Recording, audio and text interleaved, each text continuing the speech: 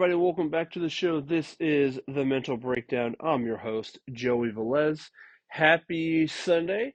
Happy New Year to everybody. I hope everybody had a great weekend, a great uh, start to the new year. And ended it with a bang with family and friends. Maybe you've already got started on your goals for this upcoming year. Um, we have 360 plus days left of the year. And as you all know from last year, that probably went by pretty quickly. So, let's get this year started off right. One thing that I am going to talk about in terms of like gratitude is just being around family. I didn't go home this year for the holidays, but I got a chance to spend it with my girlfriend and her family. And I think it's just great to have that sort of support system around. It's always good to just kind of learn about people's pasts, create new connections. And that's something I think that I'm looking forward to this year is how many new connections I can create with the people that are around me, the people that I work with, and things like that. But since it is start of the new year, I think one thing that comes up a lot is people and their New Year's resolutions. Okay, it's a new year, new me. Here's what I want to get done. It depends on where you look at, but New Year's resolutions aren't typically that effective. I think I saw a stat the other day that 80% of New Year's resolutions fail by the time we get to February. So 80% of people that set goals for the new year give up within the first month. Now, why does that happen? Well, I think one is that maybe we overwhelm ourselves. Maybe we set too lofty goals to where, I can already see within the first couple of weeks that I'm not going to get there, so I decide to give up. But I think even the bigger challenge with achieving our New Year's resolutions is that while we might change the outcome, we don't change the underlying belief that is required to make those changes.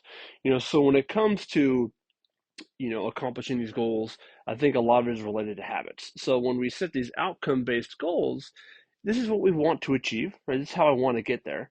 However, that doesn't really provide a solution on how to get there. So what do people do after that? Well, I'm going to go focus on the process. I'm going to focus on what I need to do to achieve these goals so that I build new, better habits. Again, there is an issue with this as well. While we now have a solution in place, maybe those solutions don't align with my current behaviors or my current beliefs about the process.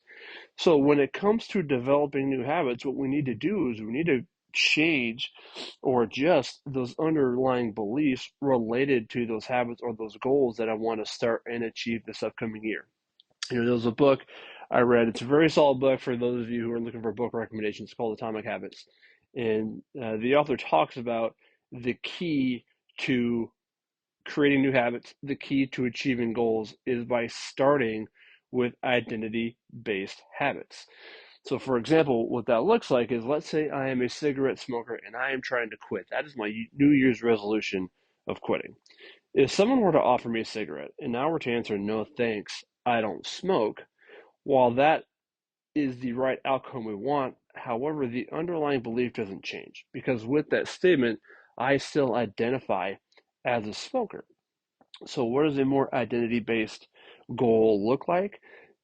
Is reframing the response to that question. So instead of saying no thanks, I don't smoke, changing that answer to no thanks, I'm not a smoker. Now you're still getting at the same outcome of giving up that cigarette, but what you're doing is you're changing the underlying belief related to that goal. You are now identifying as somebody who doesn't do that in the first place. If we're able to do that, maybe we're more likely to make those process-based changes that I need because I don't identify with that person anymore. Another example I thought of is why people make the bed in the morning. Some people will make their bed because they like it nice and neat when they come home. Makes sense, as do I. However, that is still an outcome-based goal or an outcome-based habit. At some point, we're going to justify why we're not going to make that bed. Well, when I get in bed, it's going to get messy anyway, so why bother making it in the morning? Going to make me less likely to kind of develop that new habit. But changing that statement to, I make my bed in the morning because I'm an organized person, well, now that task is aligned up with me as an individual. Okay, so if I'm not going to make my bed in the morning, Well, now I'm going against who I feel like I am and who I want to be as a person. So there's two things you can really do. Okay, so I think one, which is what we're talking about, which is changing the identity behind these goals. So reframing your mindset to where if I don't do this task, then I'm not living up to the person that I want to be, right? So changing the underlying belief related to whatever that task is.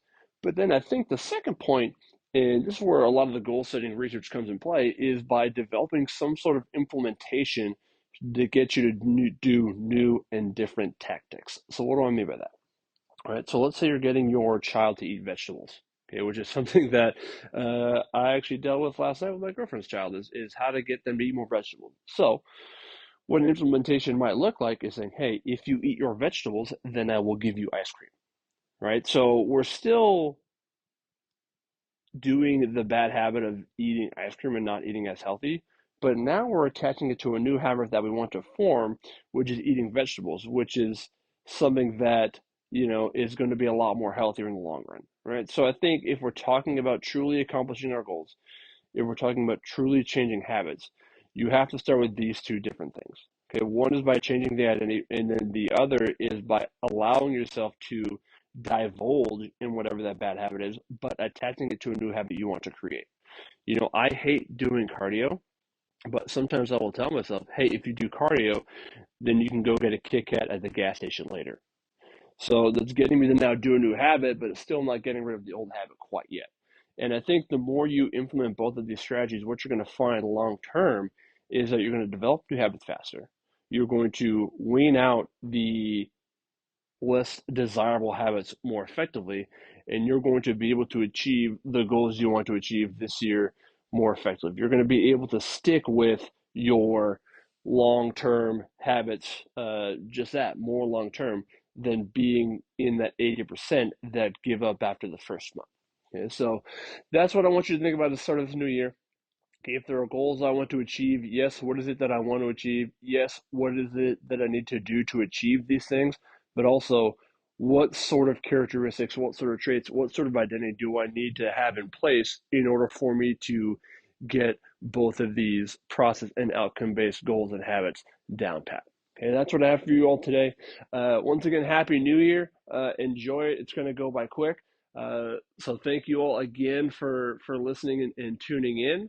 I'm going to continue to try to put out more episodes this year. I'm going to continue to get more interviews this year. I know I spent the last half of last year doing more solo episodes just because I had the goal of getting to a certain number, which I believe I reached because now we're at 51. I think my goal is to get to 50, and we got there. So let's try to get to 100 at least this year. Okay. Um, don't forget to like, rate, and review the podcast. Don't forget to download and share with your family and friends for people who you think might need to hear this message about changing your habits. And don't forget, today's a great day to make an impact. All right, y'all. Have a good one.